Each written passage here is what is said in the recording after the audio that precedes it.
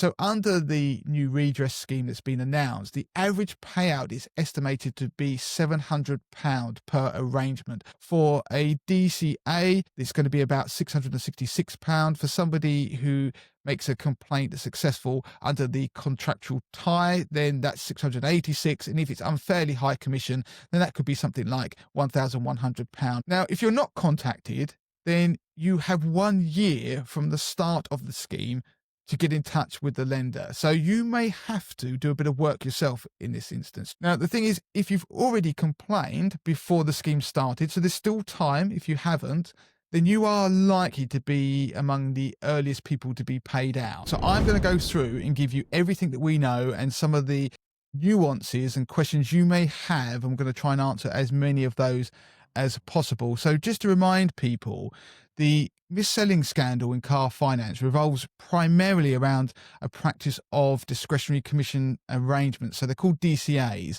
Now, this practice occurred when a customer sought car finance, typically for a hire purchase at HP or PCP, which are personal contract purchase agreements, and the car dealer or the broker was given discretion by the lender to increase the interest rate that the customer would be charged. And so the dealer did this because the higher the interest rate, the more commission they received from the lender. So the manipulation of the interest rate to maximize commission was often done without informing the customer, leading to customers paying a higher rate than they needed to. And as the commission and the rate were undisclosed, the agreements were deemed to be uncompetitive and missold. So while these DCAs were the main focus of this mis-selling scandal, and in fact they were banned back in 2021, the newly announced compensation scheme now also addresses other undisclosed issues like contractual ties, which is where a dealer falsely claimed they would search a panel of lenders but actually were tied to one, or instances of unfairly high commission. So the redress scheme is not going to be just focused on the DCAs. To explain the size of the potential issue, there are 14 million car finance arrangements that are said to have been missold, and the total estimated payout now across the country could be up to £8 billion. Now, the compensation route that the FCA has announced is a redress scheme. It's technically proposed and it's going to start early 2026. And they say proposed because they do have to give the industry the ability to respond. But the reality is, what I'm about to describe is likely to actually occur in the way that the FCA has already announced. So this scheme is going to be the easiest way of getting redress for the missold car finance. I mean, you could technically go down and taken to court yourself, but that is going to be a convoluted route and you might not necessarily get back any more in terms of redress. So as I say, the scheme is going to start early 2026. We don't know an exact date at the moment, but what's going to be covered is the PCP, so the personal contract purchase deals, and the hire purchase arrangements, and those that were sold between April 2007 and November 2024. Now, as I mentioned, the discretionary commission arrangements were banned in 2021. That extended deadline until November 2024 actually relates to the other types of mis-selling that I've already mentioned. So those with very high commission or where there is a issue of them being tied to one lender. One thing to point out that car leasing arrangements are outside the scope of this specific compensation scheme, as it's based around legislation on lending. Now, to reiterate, there are 3 types of undisclosed mis-selling that are going to be covered under this redress scheme. So there's the discretionary commission arrangements, the DCA, where the dealer and broker increase the interest rate to get more commission without telling the customer. So that applies to deals up to January 2021. Then there's a contractual tie. So the dealer told the customer they would find the best deal from a panel of lenders, but were really tied to just the one who had the first call without disclosing it. They reckon that's going to impact about 3.2 million arrangements. And then there's the unfairly high commission. So the commission was so high it was deemed a market distortion. So that is where it's defined as being 35% of the credit cost and 10% of the loan amount. There is another version where it's over 50% of the credit cost and 22.5% of the loan amount. That is a version where the commission was deemed very high and there's going to be a separate higher payout amount. So I'm going to talk about payout amounts now because I think that's what lots of people are interested in. So under the new redress scheme that's been announced, the average payout is estimated to be £700 per arrangement based on the average of the three types of mis-selling I've already mentioned. The payout you get isn't fixed, so not everybody's going to get £700. The amount you get is going to be based upon a complex formula. I'm not going to get into that because it is complex, but what it means is that under each of the three types of mis-selling that's covered by the redress scheme, the averages are slightly different. So for a DCA, it's going to be about £666. For somebody who makes a complaint that's successful under the contractual tie, then that's £686. And if it's unfairly high commission, then that could be something like £1,100. But overall, you've just got to focus on it's going to be an average of about £700 per arrangement. Now, what's important is how the process works. So do you have to claim?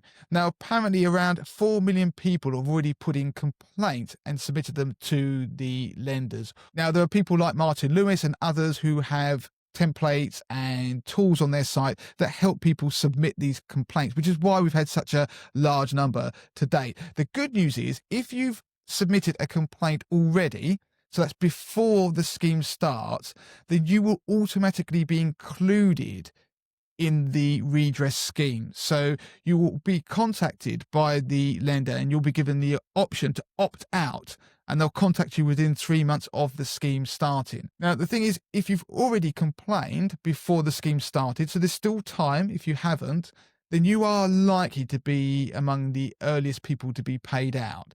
Now, firms must automatically assess the claims on all three types of mis-selling. So if you're listening to this and think, well, I only made a complaint based on a discretionary commission arrangement, not the other two potential ways that I could have been missold, then you don't need to worry because you'll automatically be assessed for those as well by the lender. And that leads me on to people who haven't complained. What's going to happen to those? So if you've not complained already, then the lenders are supposed to identify and contact everyone who they believe they missold to. And these customers will be contacted within 6 months of the scheme starting, and they will then have the option to opt into the scheme and pursue a complaint. That's important. It's different. They get the chance to opt into. So if they don't opt in, then they won't get paid out. So we're not in a situation where you can do absolutely nothing if you think you could have been missold.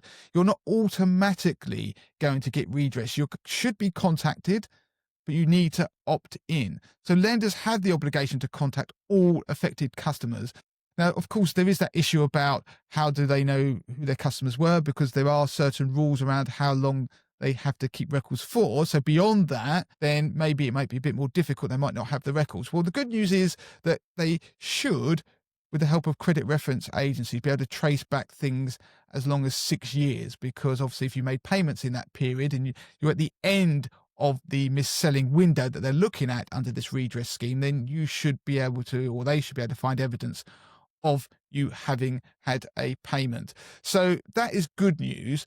Now, if you're not contacted, then you have 1 year from the start of the scheme to get in touch with the lender. So you may have to do a bit of work yourself in this instance. So you might have to check bank statements, look for past paperwork, because we're going back to a date way in the past where a lot of companies don't have to keep records, say for beyond 6 years. They won't necessarily have information if you had an arrangement with them that was back in, say, 2015. Now, the one thing the FCA stress, and we have done previously on this show, is about claims management companies. So they are being warned against using claims management companies. So they're known as CMCs. So while they may be necessary for a court route, so let's say you wanted to go and take your own personal action against a car finance company, the FCA route, so the redress scheme, is simple and free, which means that using a claims management company is unnecessary, because they also may take a large percentage of your payout, which is up to 30%.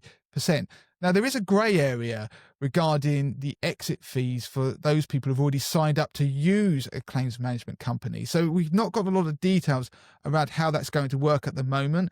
You'd think it'd be reasonable that you might have to pay a fee for the work they've already done, but it will depend on your agreement if you try to break it, if you already signed up with them. But in time, the FCA will no doubt probably give some more information about how that should work. Now, obviously, there are regulators, depends on the claims management company, which regulator that you can complain to if you are unhappy. But as I say, there'll be more information going forward.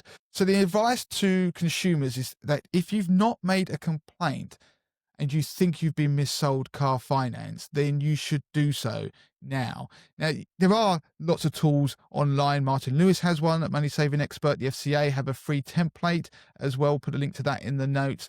That they do tend to, well, Martin Lewis's one at the moment does tend to just look at DCAs. So it doesn't mention the other two types of mis-selling that are covered under the redress scheme, but they are going to update those, as is everybody else who has such tools. And the other thing you've got to think about is that previously they were so focused on DCAs, they only looked at companies in these tools that offered DCAs. So they need to expand that now, because there is obviously the other two areas that are covered under the redress scheme. So you could wait a little bit, so let them get through updating those tools, so say maybe a few weeks. But if you make a complaint anyway, then if you get the complaint in, then you should be covered for all three anyway. So this isn't about trying to make people complain and get some sort of free money.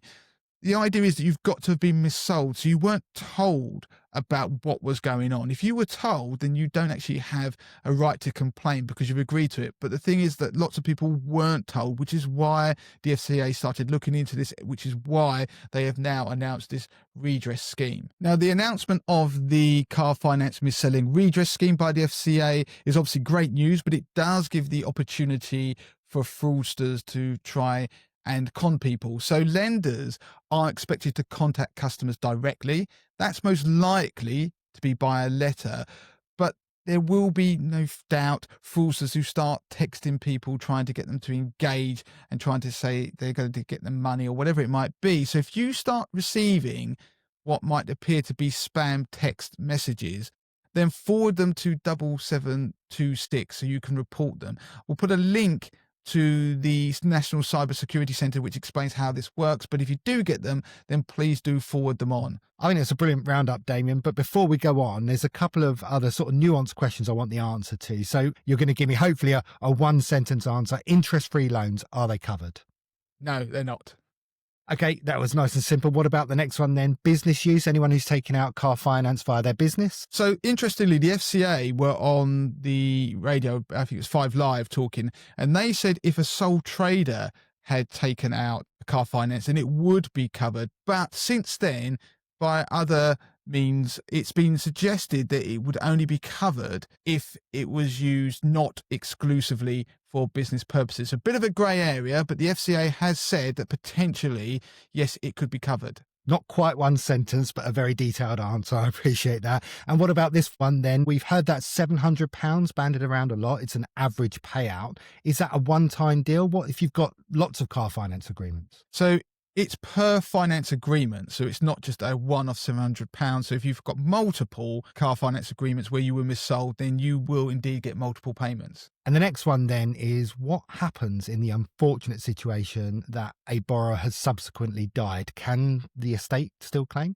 Yeah, so the answer is yes, they can. So even if the borrower has unfortunately died, the estate can still make a claim under the proposed FCA redress scheme. So there you go. That's an overview, Andy, pretty extensive one of the new redress scheme, which is good news in some ways for consumers. Slightly disappointing that those who haven't already complained will have to opt in, but nonetheless, it's still good news. We'll put a link in the notes to the full article on the Main to the Masses website that has all the details on the redress scheme if you want to read that at your own leisure.